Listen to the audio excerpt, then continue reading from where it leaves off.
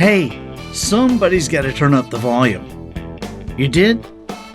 Excellent.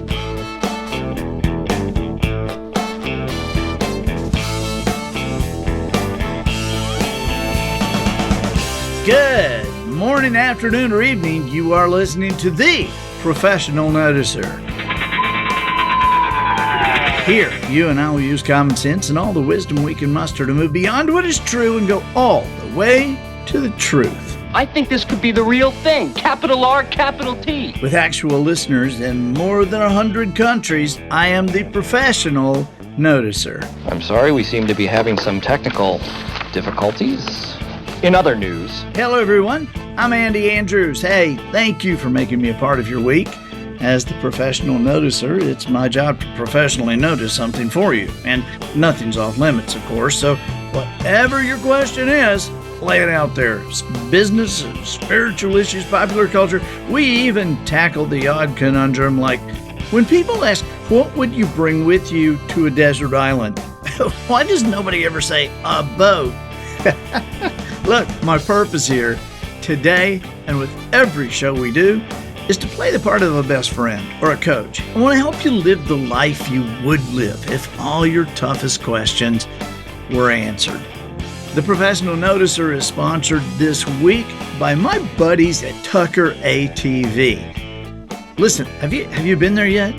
I have told you about this place. I've told you about these people. You've got to go. You owe it to yourself to stop in and see Shannon and Lisa Tucker in Jackson, Alabama. Highway 43 North in Jackson, Alabama. No, it's not on the interstate.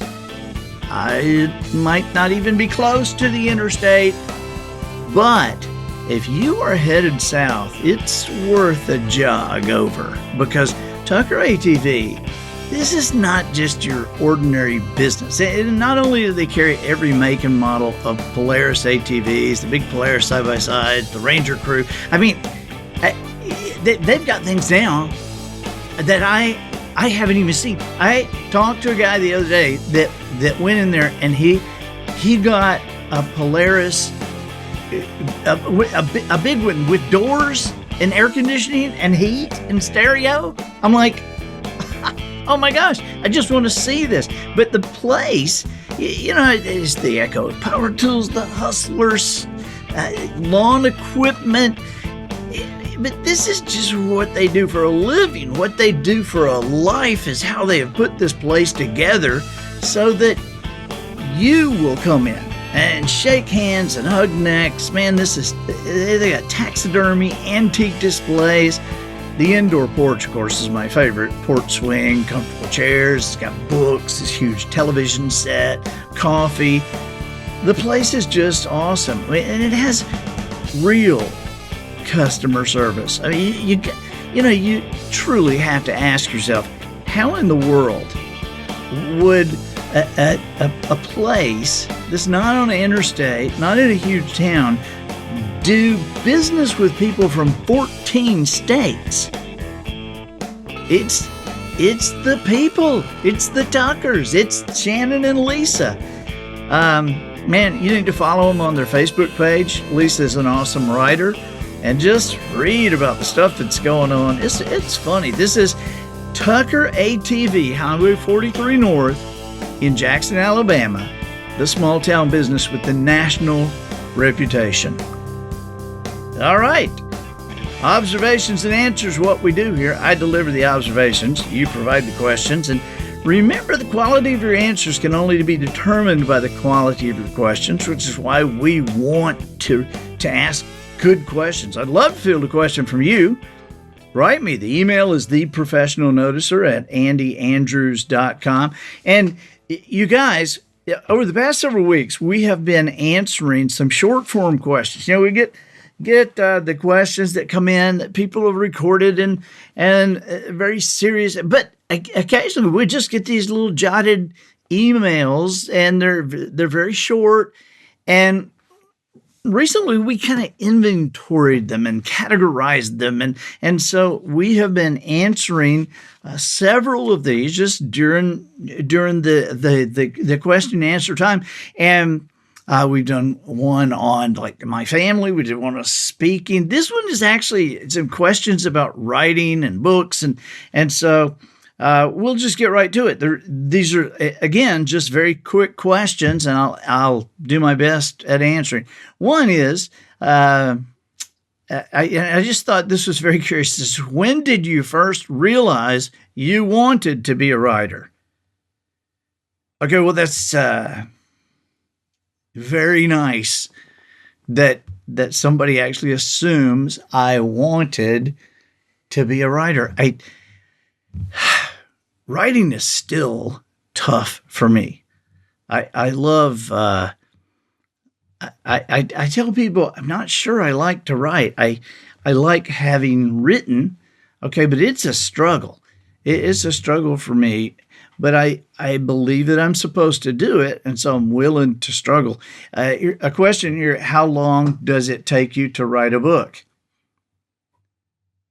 Well, it depends on the book. You know, how do you kill 11 million people? I mean, that's a whole book. That was a New York Times best-selling book. And that book, that was written in hours, over a couple of days. The book that I'm working on now, I've been working on since 1932, it seems like. It really just depends, I think, on how quickly the story comes. I don't really get like writer's block. I just get kind of picky with my words sometimes. I realized a couple of weeks ago I was working and I was really in a zone. I felt like I was doing really, really good. And when I looked up, it was almost lunchtime and I had written 3 paragraphs. I'm not kidding. I'm not kidding. It's sometimes writing to me is like, scattering that 25,000 piece puzzle out over your grandmother's breakfast table. And you work on it for months, but you just have this horrible suspicion that you're missing some pieces. And that's what it feels like sometimes. What is your work schedule like when you're writing?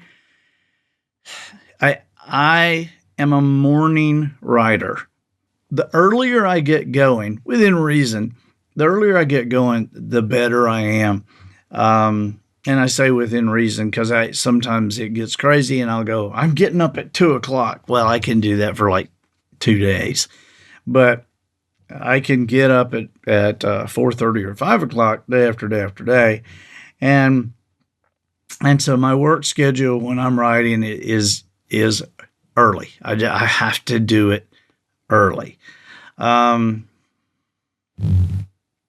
This is curious. It says, what would you say is your interesting writing quirk? Do I have a quirk, Matt? Matt's looking at me like, what, how you want me to list them in alphabetical order? A writing quirk. I will. I do have a quirk. I know what it is. Polly thinks I'm like just nuts or procrastinating sometimes, but if I'm not like really comfortable, if I'm not if I have like a hangnail that I keep feeling on my finger when I'm typing or when I'm, or if, like my back hurts or something like that, I have a hard time, but I have many times gone upstairs and said, hey, where's it? It's like when it got one of those like sandpaper boards. I don't know what is it, emery board. Those are the sandpaper boards. Yeah. And, but if there's some odd feeling like the edge of the desk, like there's some hotels and I have a hard time because the edge of the desk feels weird to my hand. And I guess that's a quirk. I guess that's pretty quirky. Um, where do you get your information or ideas for your books? I read a lot. I read a lot, and I actively engage my imagination. And I think, when you read a lot, especially you're seeing history stuff or whatever, and I think even if you're reading fiction, you can have alternative endings, and you can think of different characters that could have been in the book. Or sometimes, when I say I actively engage my imagination, I really believe every life has a story. Every life has a book. And so sometimes if I'm driving along or traveling, I'll look and I'll think, okay, well, what does that person do for a living? What would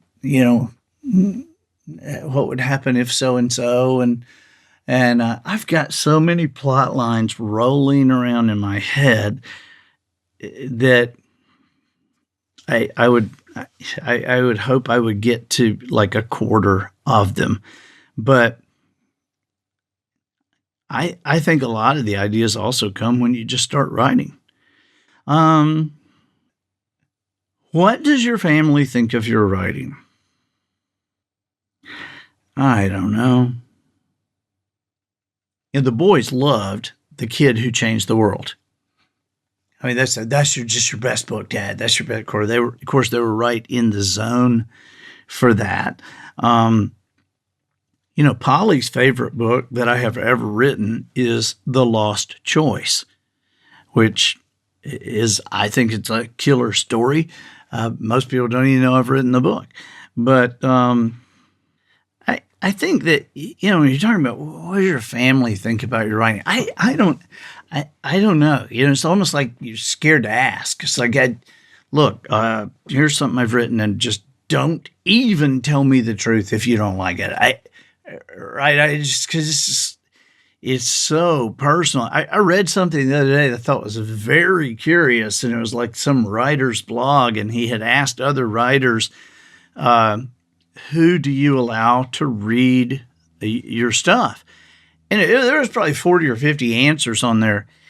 And almost every one of them are like somebody that I do not know.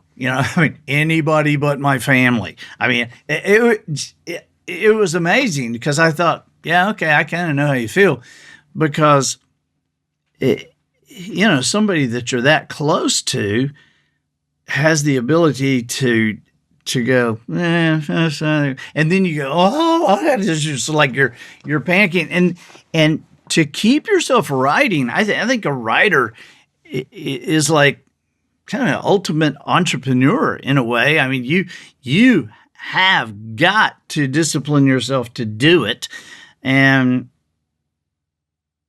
nobody else is going to. Nobody else really kind of knows what you're doing, and so I'm probably like a lot of other writers. I have a hard time writing if I'm in a bad mood, or if I feel like somebody doesn't like what I did, or sometimes you envy somebody like Edgar Allan Poe, where it's like, really, dude, you can just go be just so depressed and just, hack out another bestseller, I mean, you got some talking bird, nevermore, nevermore. Yeah, there's a million books. I just like, it's amazing to me. Okay.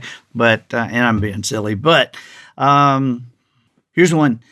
I've got the question here. Do you have any suggestions to help me become a better writer? Yeah, I do. And the number one suggestion that I would give you would be read more. Read more. And read with purpose. Don't read just to be entertained. Read to figure out how they're doing what they're doing.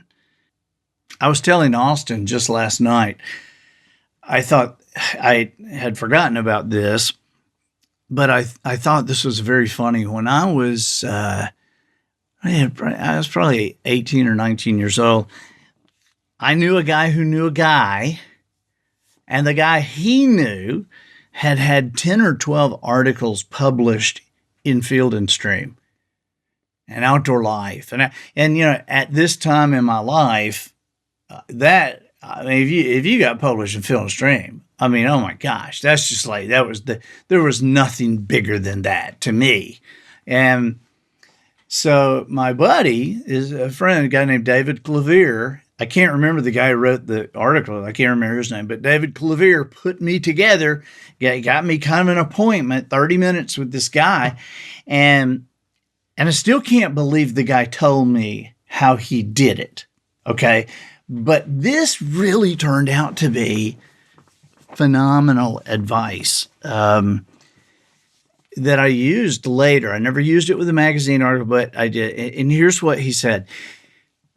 He said, okay, here's my articles. And he laid them out in front of me in his office. And, you know, it's just beautiful. I couldn't believe it. You know, the guy's at Film Stream. So he said, these are my articles. And he said, I had never written one before. And so what I did is I went into some, in the past couple of years, 3 years, Film and Streams, and I looked in the letters to the editor, and I found several articles that people were just going nuts over. Those are the ones that, you know, they were the biggest articles, right? And he said, so I laid this thing down in front of me, this article, and I just did my version of it. And I said, what do you mean? And he said, okay, so in this article, it says, it was dark, and the wind swept across the open water as we crouched low and stalked across the flats, waiting for the sun to come up, our rods in hand. We were after bonefish. And he said, so I took that and I wrote in my article, it was before daylight, the wind howling from the east, and there we were trudging across the marsh flats to get to the duck blind. It would be daylight soon, and we would be after mallards. He said, I just kind of did the same thing all the way through. He said, when they told a story, I told a story. When they explained something, I explained something. And he said, I got accepted every time I sent one in. I was like, you have got to be kidding. You have. And so I just always thought that was so amazing. But, when I wrote Traveler's Gift, that was the first novel that I wrote. And people say, well, I just don't know how to, I don't know how to do that. I don't know how to write a book. Well, neither did John Grisham before he wrote a book, right? I mean, Max Lucado didn't know how to write a book either till he wrote a book. And so you got to figure out something. And so what I did was I had examples of books that I liked. I thought, okay, why do I like these books? And one of the things that I decided is I liked books that started off with something. I mean, there was something going on. There's some action going on. And I always liked it when you kind of you didn't really know what it was. And it would kind of make me, so that's what I did with Traveler's Gift.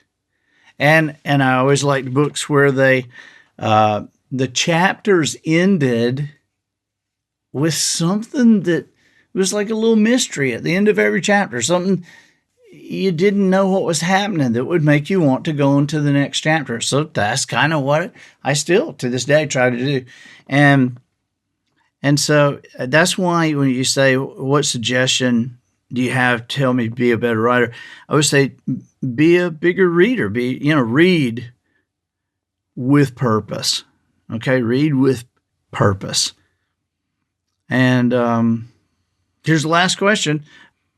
Do you hear from your readers much? I do. I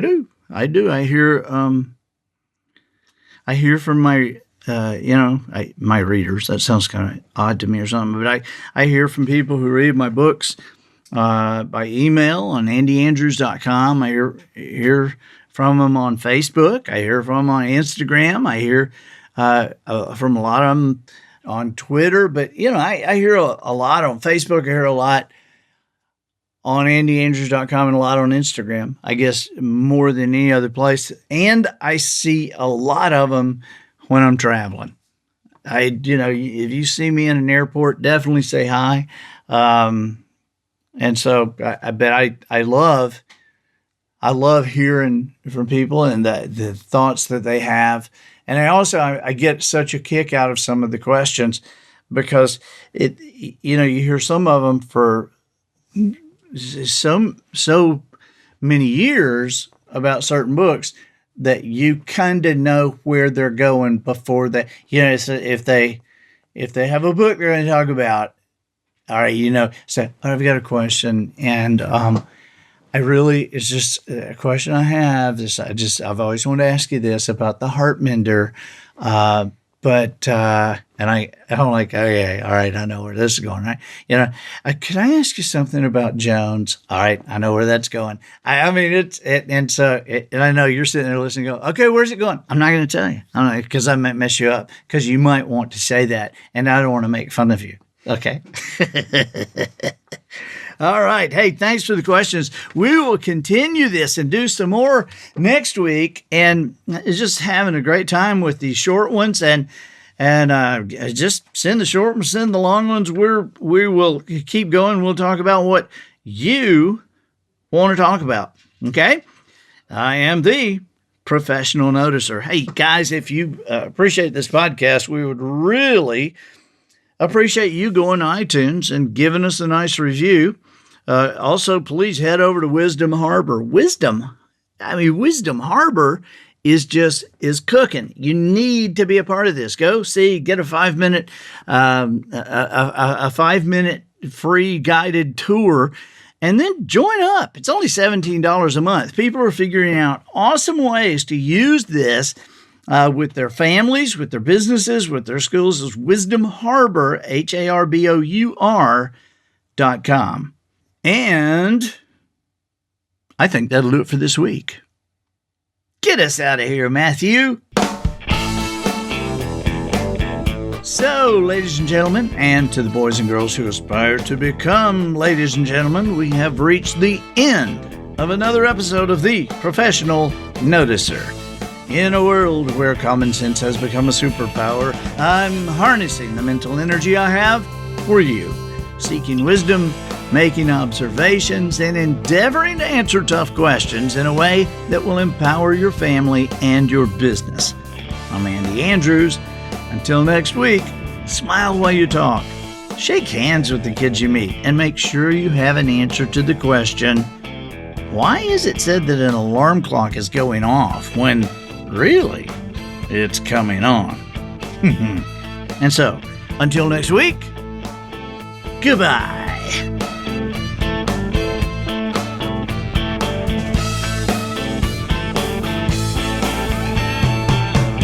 This episode of The Professional Noticer was produced by Matt Lindbergh. The Noticer theme written and performed by Sugarcane Jane. Landscaping services provided by Twinkle and Smoke of Beverly Hills. Additional financial consideration provided by nanopapertowelpaper.com. At Nano Paper Towel Paper, we've fabricated the very best in ultra-absorbent paper material that cleans as you go. Utilizing nanotechnology that has proven to be almost entirely safe, there's nothing our nanobots can't break down. Each perforated sheet has an exact amount of cleaning robots that suck in debris, then apply a high current charge to break down the material. Once broken down, the actual paper part of the sheet absorbs the rest. Bigger job? Just grab a few extra sheets of paper. Our friendly guide, included with every roll, will help you determine just how much to unspool for your dirty job.